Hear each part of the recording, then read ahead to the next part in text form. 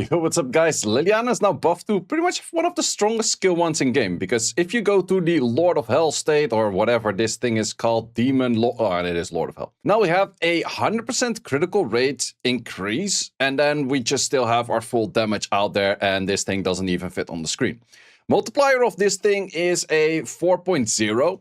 If we go into this stage, you also get 50% extra damage. Technically, your multiplier is a 6 AoE, while also having a 100 crit rate. That is a very high multiplier right there, and I would argue that for an AoE hit that also still has defense break in there, is probably the strongest skill one in game. There are two things a little bit weird about her kit, however, because now you have a guaranteed crit, but we awaken into crit rate, and we also have a crit rate arena skill. Make this a speed lead, that would be pretty darn OP.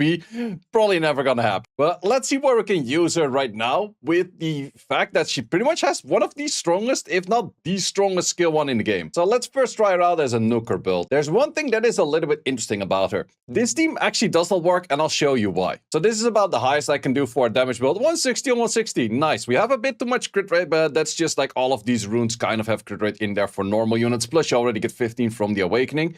But this should be in tune to this kind of style of Tiana. So let's see how much damage we can do. And first, let me show you why this shit actually doesn't work.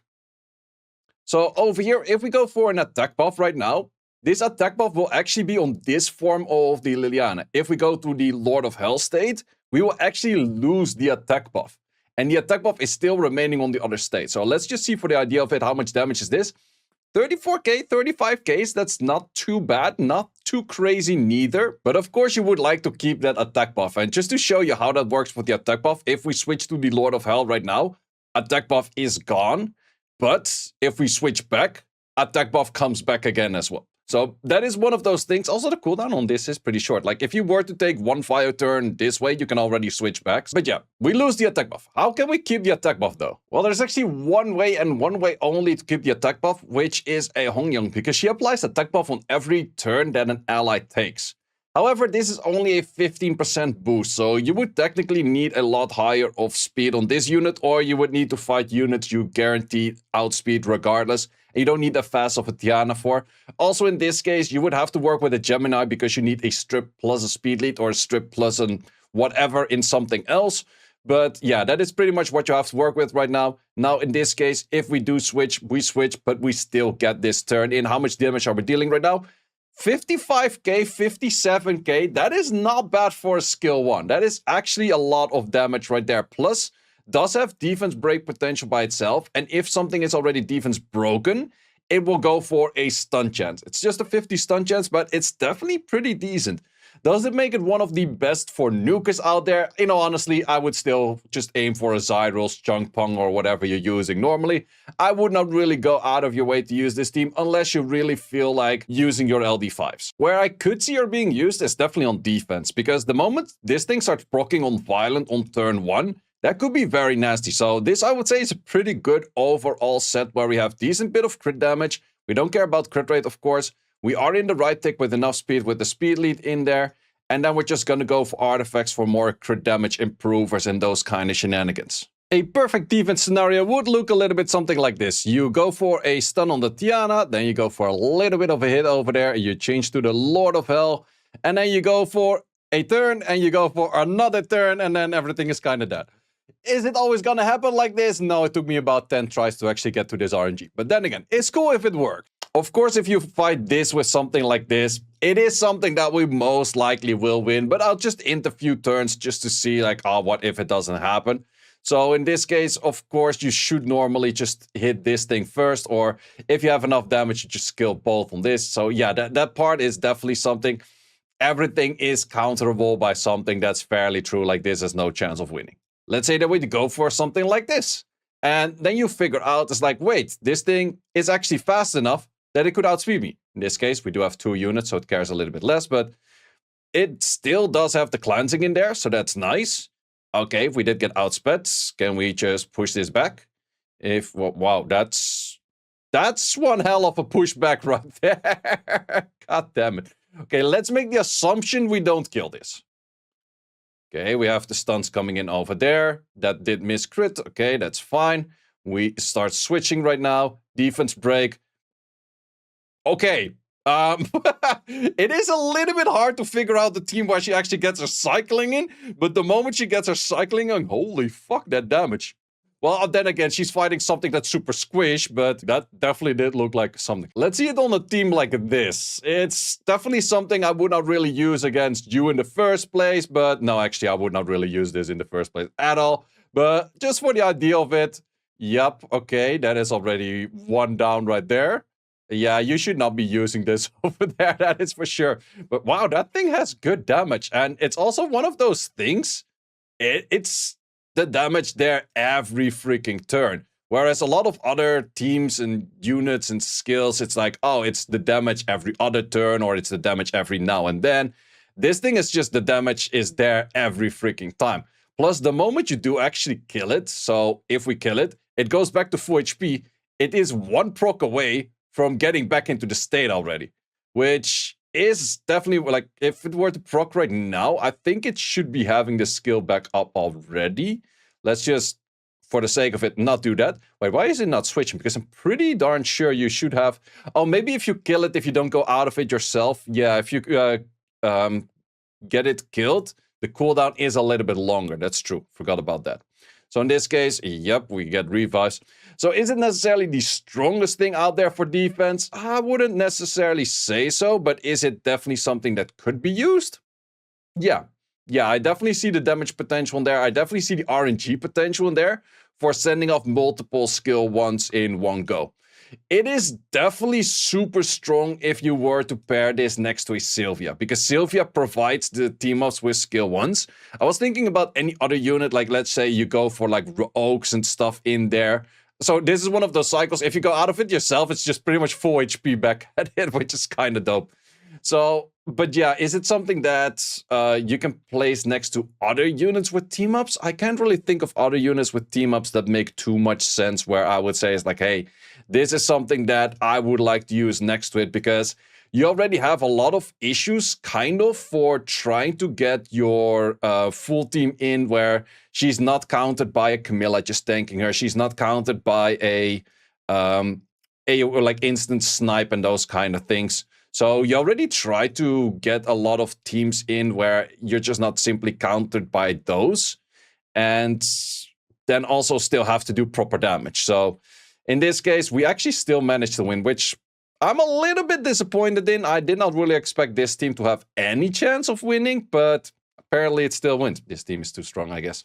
But yeah, that's I still have to figure out like a proper team where I think that she would be really strong.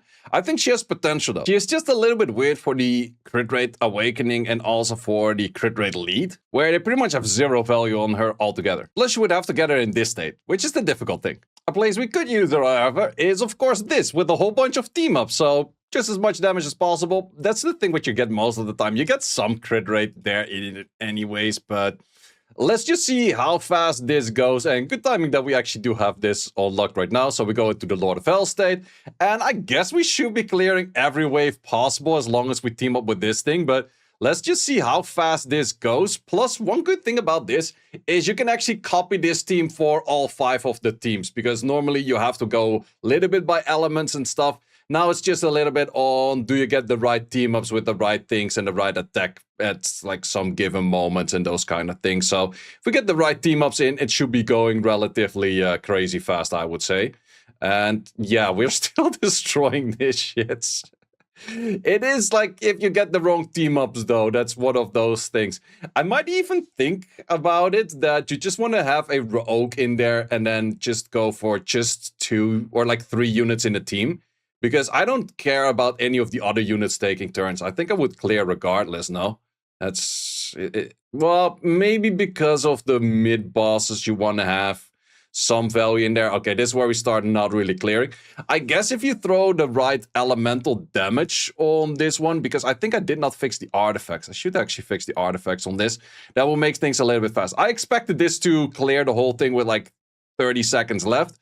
It's not necessarily the case, but then again, if you get perfect team-ups, then you might actually get there. Plus, You can actually defense break on this. Yeah, no, this is faster than I've done on any team ever before. Let me actually fix like a right artifact on her that she actually has artifact for the right damage element. Okay, 19 damage on wind will definitely do some wonders. Oh, we actually have damage for co-ops. That's fun too. Right side, we did already have a decent artifact.